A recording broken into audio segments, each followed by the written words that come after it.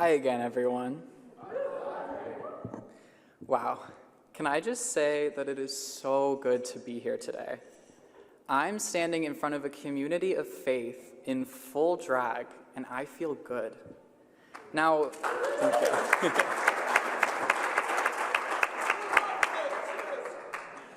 Thanks, Bunny.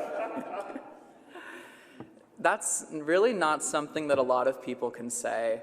Especially in a Midwest, red-leaning state like Arizona, going out in public in drag is unsafe. The unfortunate reality is that there are gun-toting extremist homophobes in this country that would love to see drag queens dead or just not see us at all. But I have a lot of privilege in the fact that I am white, I'm a more or less cis man, and I have a supportive community around me. So I'm not taking nearly as much of a risk as a lot of my queer siblings, but I'm still scared. I'm still nervous. I spent weeks practicing my makeup, putting together this outfit, writing this sermon, and planning the service because there have really just been some things on my mind that I really need to get out.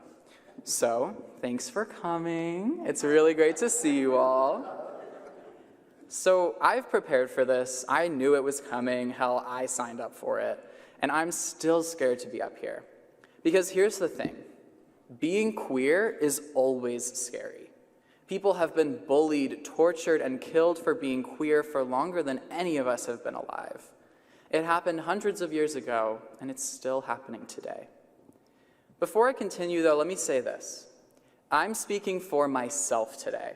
I'm not a representative of the entire LGBTQ+ community. I'm sure that many of my queer siblings can resonate with the things that I'll be saying, but that doesn't mean they all do. As my good friend Robert Eland says, I am not the pride parade, I'm just one person. So please keep that in mind as we speak today and in the future.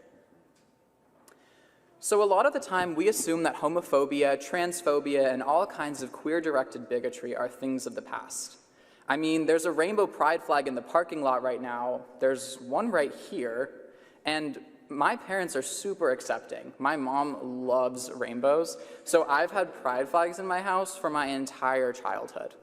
And of course that makes me feel safe. You all make me feel safe. But we're really not perfect. Homophobia is alive in conservative communities across the country, in governments across the world, and especially in the media. And sadly, it's also alive here.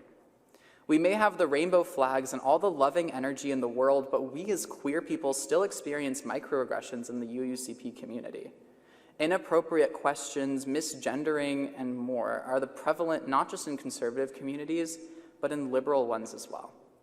So we need to be aware of that, and it's not anything new. The world isn't perfect. We aren't perfect, and history gives countless examples of that. Remember President Ronald Reagan? I don't know how you all feel about him, but I hate him. And I don't say that lightly. More than 300,000 people died from AIDS between 1987 and 1998. Ronald Reagan was the president during most of this period, and that's no coincidence. Ronnie and Nancy Reagan said some nasty things about queer people, but actions speak louder than words, right?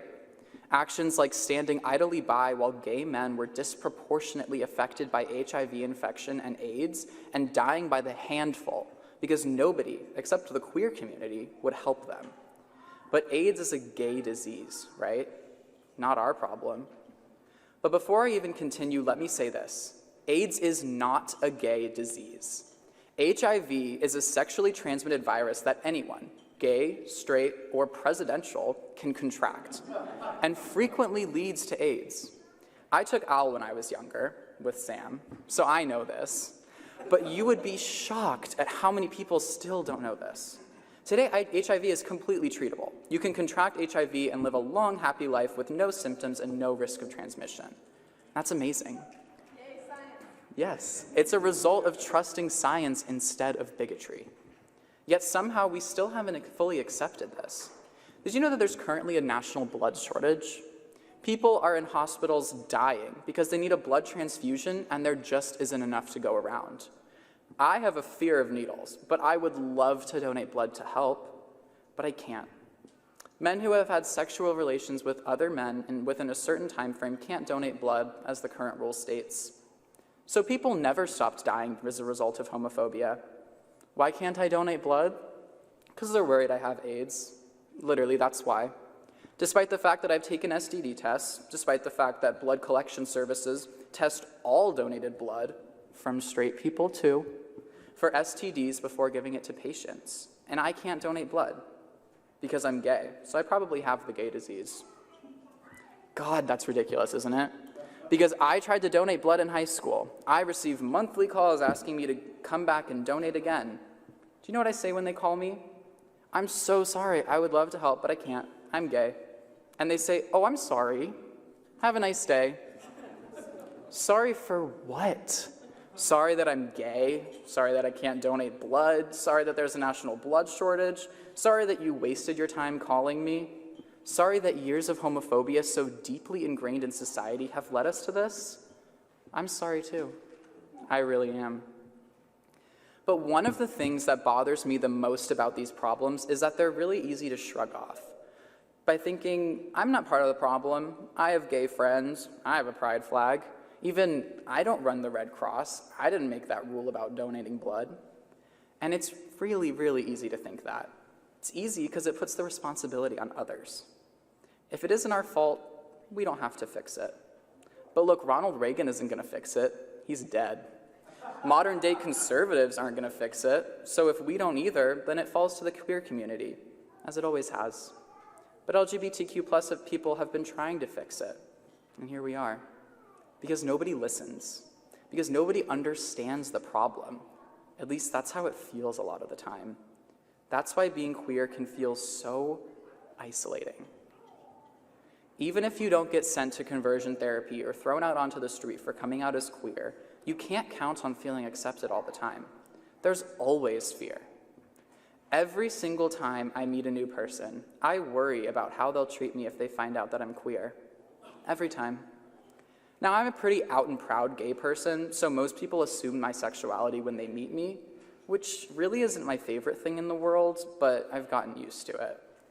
I had people telling me I was gay before I knew it myself. No wonder it took me a long time to come out after I realized. When you go to school every day in middle and high school and hear people make fun of you for acting gay, then you want to do anything to prove them wrong. Because they're not calling you gay because you told them that your crush is on someone who they wouldn't expect. They call you gay because you wore a colorful shirt to school, because you have a high voice, because you like queer artists, or because you go to a UU congregation with rainbow flags out front. They make assumptions about you because to them, gay isn't a sexuality. It's an insult and a descriptor, nothing more. And this was during my childhood. This was even more common in the past. You can see it in every classic romance movie that has ever been made. What I'm trying to say is that homophobia hasn't died, it's evolved. It's changed with the times. This summer, I spent a month studying abroad in Argentina. It was awesome. There were probably 15 students from Arizona State University, including myself, on the trip. Most of them were cisgender and heterosexual, which isn't a problem in and of itself, but caused some tension and created some fear for me. Most of my close personal friends are queer, and that's not on purpose, but we're just often drawn to each other because we have shared experiences, so we generally understand each other. So when I went on a month-long trip to another country with a bunch of straight strangers, I didn't know what to expect. And it was eye-opening. Spending so much time with queer people, I had almost forgotten how prevalent homophobia still is. In 1 month, I had to ask at least 3 of my peers not to call me a faggot. 2 of them asked me if I was a top or a bottom. And if you don't know what that means, Google it. Look on Urban Dictionary if you have to, but please don't ask me. They're sexual positions. Now, if I don't ask a straight man, hey, does your girlfriend like doggy style or missionary better? Then why can he ask me about my sexual preferences? It's funny because conservatives are always upset with gay people for forcing our sexual lifestyle on normal people, but they're the ones who keep asking about it. And if you were wondering, both times I looked them in the eye and I said, quite frankly, sir, that's none of your fucking business. We made up, and I consider most of the people on the trip to be good friends. But there's a problem. Why do I have to tell them to get out of my face?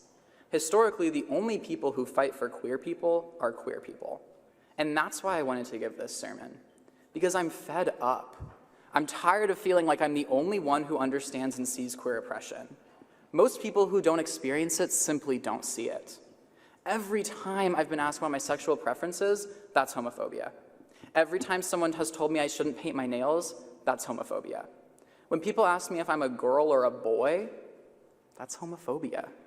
Even when someone tells me that I'm brave for expressing myself, I know, I am. Because my life is not yours. It's not yours to judge. I don't owe information to anyone, and I don't have to explain myself.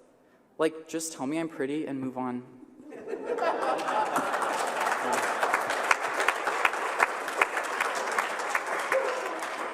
And it's always worse when you're flamboyant and expressive.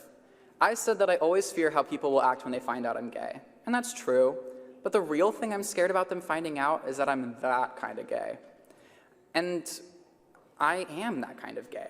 I'm out and proud. I'm loud and I love who I am and I love to express it through clothes, makeup, painting my nails, watching RuPaul's Drag Race, listening to queer musicians. Oh, and I'm also attracted to men. Isn't that weird? That it's not the homosexual attraction that seems to bamboozle people, as much anymore at least. It's everything else. As long as you're a white, cis, modern family gay who gets married, adopts a child, and lives in a predominantly white neighborhood, you're good. This is what the media tells us we should be. If we are these things, we will be fine. The reality is that even when you are the cookie-cutter perfect gay, you're not safe or comfortable. As soon as one thing is wrong or different about you, people get more uneasy. We're happy to turn the other cheek when it comes to boys who have crush on other boys, but everything else is scary. Drag queens are scary. I mean, boys dressing up as girls, that's weird. It's this ignorance that really frustrates me. People assume something and don't understand it and just dismiss it as weird. But the whole idea of understanding is really where we're going wrong. You don't have to understand something to appreciate and respect it. For example, drag isn't boys dressing up as girls. It's actually an art form that's been around for a long-ass time. It's not about putting on a dress and heels, though that can be part of it. RuPaul once said, "My drag is less about looking like a woman and more about saying F you to the cult of systematic masculinity I was bombarded with as a little boy." It's about expressing yourself and having fun with makeup and fashion and performing. It's really unique to the queen, which means you can't hope to understand every drag queen in existence. And it's really not just the heterosexual cisgender community. Even within the queer community, there's a lot of discrimination against other members of the queer community. Some homosexual people don't think that bisexual people exist. Some gays don't respect drag queens. They don't understand the need to express their sexuality and would rather try to pass for straight. And that's okay. They don't have to be flamboyant or feminine, but they shouldn't weaponize it against others in their community. Yeah. There are a lot of gay guys who won't talk to you unless you're a skinny white twink with short brown hair. They call it having a type, but I call it internalized or externalized homophobia. It causes a lot of problems for queer people: eating disorders, body dysmorphia, self-loathing, depression, and so much more. So I'm not just afraid of straight people finding out I'm gay. I'm afraid of queer people finding out that I'm loud and proud about my sexuality. I'm afraid of them seeing my painted nails, my dyed hair, or learning that I like drag. It's always scary. The common denominator here is that people don't understand certain parts of queer culture and decide to hate it instead. Nowadays, it's usually disguised as something else, like not understanding or having a type, but it's still ignorance and homophobia. A lot of people don't understand queer culture. A lot of people don't understand why people dress up in drag, go to pride parades, nightclubs, or balls. But that doesn't mean you can't respect us and our culture. If there's one thing you take away from today's service, please let it be this. Nobody is entitled to anyone else's life. I'm sharing a lot with you today, but it's because I want to. Nobody forced me to do this. Maybe you really resonate with everything I said, and you've experienced this kind of thing yourself. Maybe you haven't. Maybe you don't understand, but you're trying. If you're trying, I appreciate that. But remember, you don't have to understand to respect. If you don't do drag, you probably don't fully understand why I love standing up here in heels and makeup talking to you. But that's okay. I'm still worthy of your respect. Thank you.